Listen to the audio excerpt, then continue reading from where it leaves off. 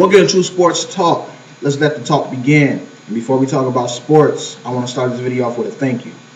I want to thank everybody who's watched videos, and I want to thank everybody who's been to the website. Now, the website is at 300 views right now. 3,000 views right now.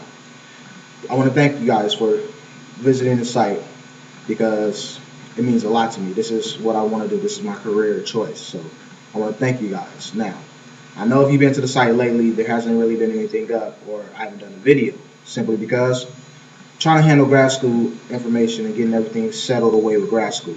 And I'm in the process of moving out from my house. So that's why I haven't really been able to do anything. It's just been really busy.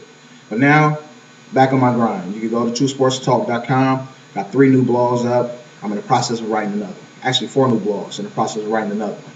All right, so TrueSportsTalk.com. Also, you can follow me on Twitter, twitter.com/TrueSportsTalk, where you can. That's where the easiest way to find out if there's a new blog. And also, I do a lot of, if I get a breaking news story from something else, I also post it there so you know it's something new happening.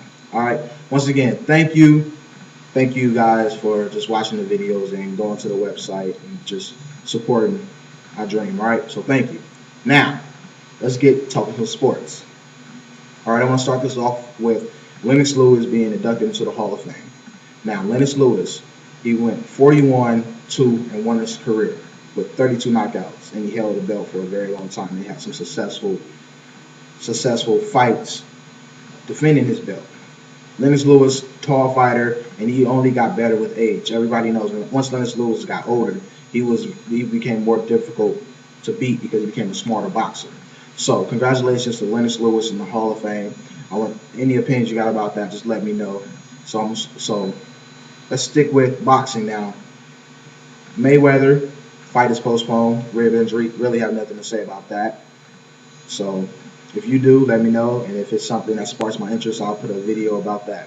But one that I'm really excited about, that I just seen, Manny Pacquiao and Miguel Cotto are now in talks, and they like the preliminary stages of setting up the date, everything for their fight.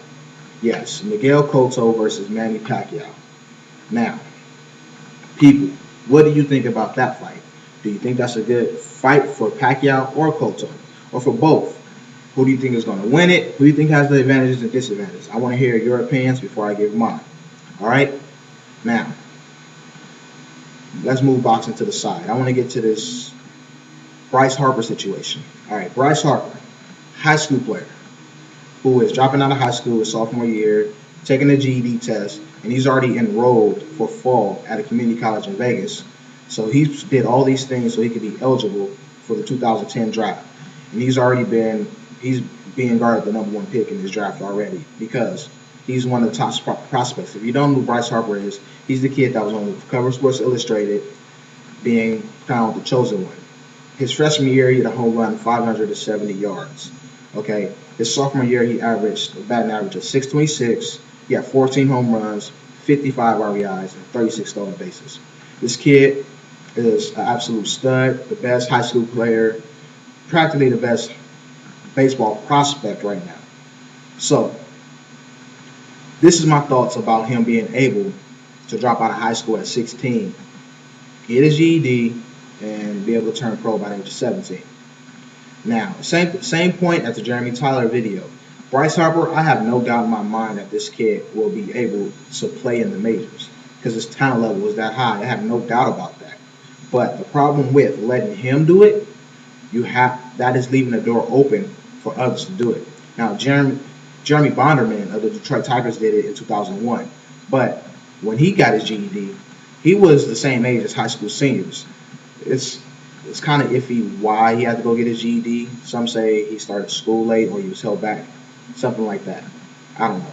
But with the difference between Jeremy Bonderman, like I said, he was 17, 18 years already, the same age as high school seniors. Bryce Harper, 16, sophomore. Now, everybody knows that there are some delusional, ignorant, dumbass parents out in the world. Meaning, once their kid catches a ball, hits a ball, shoots a ball, throws a ball, they think their kid is a prodigy. Their kid is the best thing since sliced bread, and they will push their kid. And then they've seen that Bryce Harper oh, look at Bryce Harper. He's a success story. He was able to drop out at 16 and make it to the pros. My kid can too. And reality, your kid can't. Most out of every success story you find, there's like 10 more failures. Okay, that's my biggest problem. That's why I think you have to close the door on this before it becomes this big new.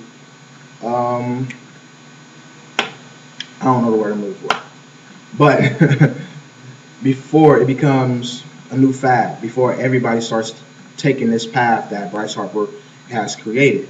So I don't know what y'all think about it. Do y'all think that it's perfectly fine for a 16-year-old kid to be able to drop out of high school, get a GED, do all these things to be able to get drafted at 17? Because I personally don't. And people always throw up the Europe factor when I put up stories like this. They say kids in Europe are able to turn pro at 16. But kids in Europe at 16 are most of them graduate, well, all of them graduate from high school. Because in order to turn pro, you have to graduate high school in Europe, or the equal value of high school in Europe. And plus, everybody knows their education level is higher than we have in the U.S. And still, I don't agree with that either, because at 16, you're just not mature enough to handle a professional career. It's just not. Look at Jennifer Capriati when she turned pro at a young age. If you don't know what she did, she turned pro, 14, I believe.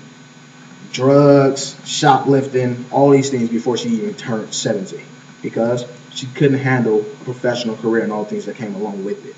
And that's just one case of many burnt out child sport prodigies, okay?